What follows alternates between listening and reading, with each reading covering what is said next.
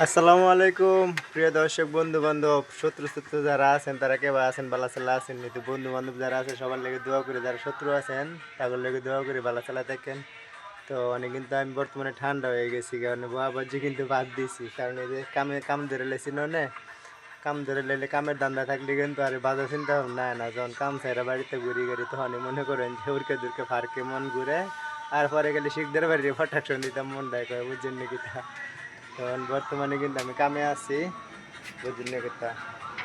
ওই যে দেখেন আমরা যেই পরিমাণে চুলা আর তাপের মধ্যে থাকি, এমনিতে মনে করি যে মটকা চটকা সব গরম হয়ে থাকে, পরে কোন কেমনে কন্ট্রোল করতাম, বুঝলেন না কিতা।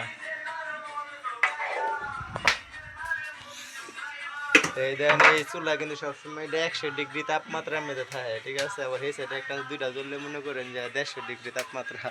আর যে একটা বডি বিল্ডার দিন গান মেশিন না কি অবস্থা, যাই হোক কারেন্ট নাকি দেখে ফ্যানটা আপাতত বন্ধ আছে না, এই পরিস্থিতি আমরা থাই না কিন্তু, বুঝলেন নাকি তাতে বালা চালা থাকেন। আসসালামু আলাইকুম।